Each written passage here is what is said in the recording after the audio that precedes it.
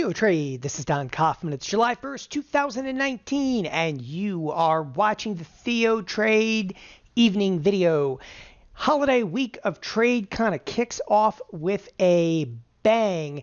Now, let me highlight here for just a second the S&P futures at this moment in time are up some 22.75.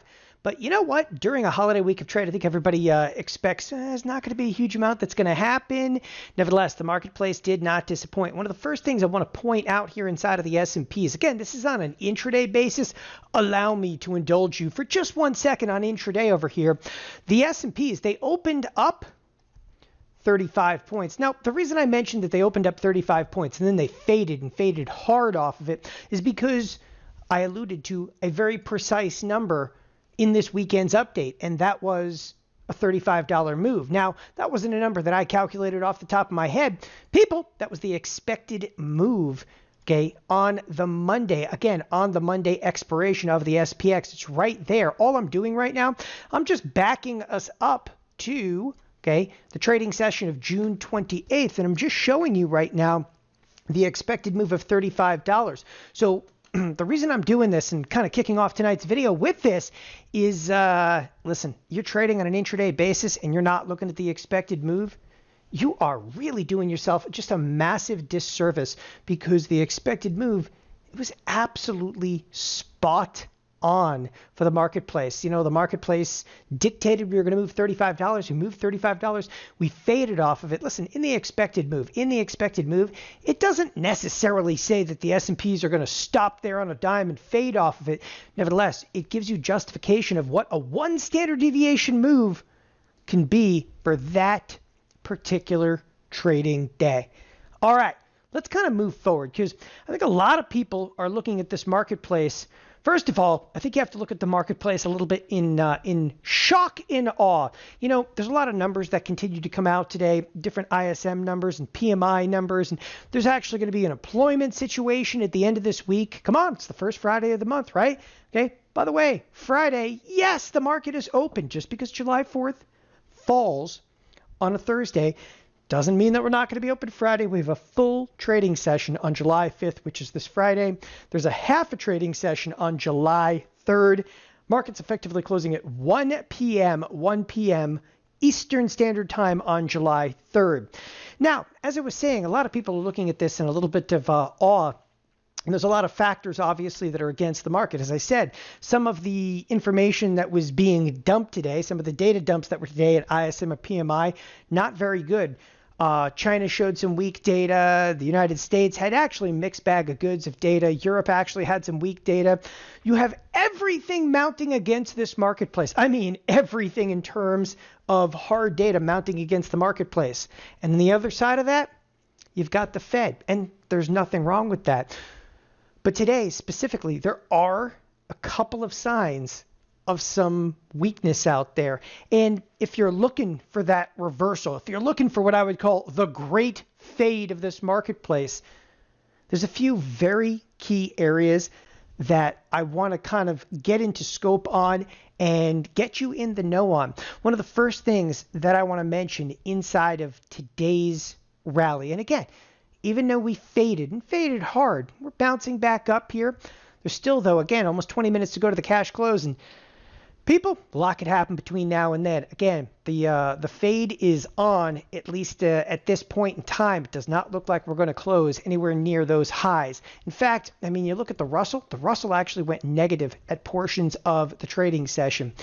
So what should you key into from this point forward? You know, one of the things that was relatively surprising today is that the bond market was incredibly resilient. Now, you may not pay a tremendous amount of attention to the bond market, but you should. First of all, the bonds today traded fairly heavy volume. Again, this thing ain't over yet. We're still trading some decent sized volume in there. Speaking of which, you know, it's a holiday week of trade, and a lot of people are like, oh, nothing's going to happen. Take a look. The volume already in today's trading session, Monday, right, is about to exceed that of most of last week's trading sessions. Again, we still have including the S&P futures. The S&P futures will trade till 15 minutes after the cash close. Listen, the volume is going to exceed the trading days of last week. So when you think it's a quiet trading week, think again. So as I was kind of elaborating for a moment, the bonds, I'm relatively surprised they didn't back off more. Okay, but the financials, any softness in the bonds and the financials loved it. Nevertheless, the financials, okay, are we seeing today the beginning, again, of a little bit of a reversal? I think that today's close is going to be a bit of a tell for the marketplace. Nevertheless, okay, and I key into the financials time and again, it is the preeminent indication if this marketplace is going to reverse.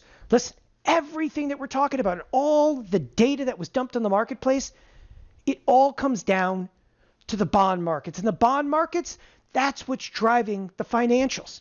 All right. So the financials, if the financials crack, if the financials break, even in the last 15 minutes of this trading session, it is going to be, again, kind of a wicked ride the remainder of this week. But I'm not going to leave you at financials because, again, everybody keys into like, what about tech? Listen, tech, strong on a relative basis, but that's not going to hold up the S&P. Here is a wicked reversal on a trading session. The energy sector. Now, the energy sector, this one, very, very large surprise. Why? We've got the OPEC meeting right now. In the OPEC meeting, you would think that that would have driven the energy sector a little bit higher. The exact opposite effectively happened. The energy sector is starting to reverse. The reason I'm keying into this, not only on an intraday basis, but on a longer basis, is this has actually been huge strength behind the S&P 500. Two key areas right now that you want to start with, financials, energy sector. Another area, okay, that is starting to reverse over here has everything to do, okay, with, again, and I want to get into some detail. I've talked at nauseum about like XLP, but really what we're getting into, consumer staples. And of course, I've got a number of positions in here. Consumer staples has actually begun a little bit of a broader reversal. Now, in today's trading session is relatively flat. Okay, being relatively flat in today's trading session is almost like being down. But in the consumer staples, this specifically is where I want to take a degree of risk. Now, I've already taken a number of positions in and around consumer staples. First of all, I've got positions in XLP. But quite frankly, I believe that that ship has sailed a little bit. The XLP has come down. I'm actually working to close out orders, close out profitable trades in here. Now, moving on beyond the XLP, I'll actually come into Costco. Costco, I just recently opened up a position in Costco only to turn around and close it for a 30% profit. One of our kind of rules of thumb is if you can make 30% the first 3 trading days after you place it, that's it. You're out of the contest. Well, we actually hit that in Costco today, so we're effectively out of it. Another one that I've been looking at, Walmart. Okay, Walmart, I already placed the trade, literally placed the trade earlier this morning, executed the trade, and I'm already working an order to bail out of it. I didn't even get enough size on into this one, but I'm working an order already to get out of it. So effectively what I'm telling you in Walmart, all right, if you're not in this one, you've already missed the trade. Where can I go? All right. Well, again, when it comes down to the consumer staples, I looked specifically at the constituents of the XLP. And if you look at some of the primary constituents of the XLP, one of them happens to be, in fact, the primary constituent of the XLP is Procter & Gamble. Procter & Gamble, my opinion, has already come down. Okay, looks a lot like the XLP itself. That's because Procter & Gamble makes up 15% of the XLP. The other main constituent happens to be Coke. And I bring up Coke because, here's one, okay, that is on the bid. When I say on the bid, today Coke is up over 1%. Okay, this is one where I might look at it for candidacy for an in-out spread. This would be a bearish in-out spread. But I do have to be a little bit concerned about the earnings announcement. Again, the earnings announcement coming out July 23rd before the marketplace. So if I'm going to take a position in here, I got to come in shallow, right? I got to come in, all right, here's the July, again, the 19th of July, they expire. And you don't have to get cute in here. In fact, when you look at something like Coke, I mean, come on, it's like a $1.20 kind of expected move. In this particular trade, you may have to get away with doing a $1 wide spread. I don't typically do that, but in this case, I'm going to work like a $1 wide spread. So working it, 45 cents is the debit max risk in this trade is 45 cents to be able to make approximately 55% on that trade. Nevertheless, I'm going to be working in-out spreads tomorrow morning, specifically on Coke. So as I was kind of elaborating here, there are absolutely some signs, okay, of weakness in the marketplace. Now, again, I think a lot of fingers are going to be pointed towards Boeing and so forth. This is a little bit of a one-off. It's a one-off, but there's no question that Boeing, that's putting a little bit of the hurt, if you would, on the Dow, right? On a percentage basis, Boeing's put a hurt on the Dow. But again, push Boeing aside for a second. There are other signs on the screen. All right, filled Coke. So I'll work a couple of more tomorrow morning.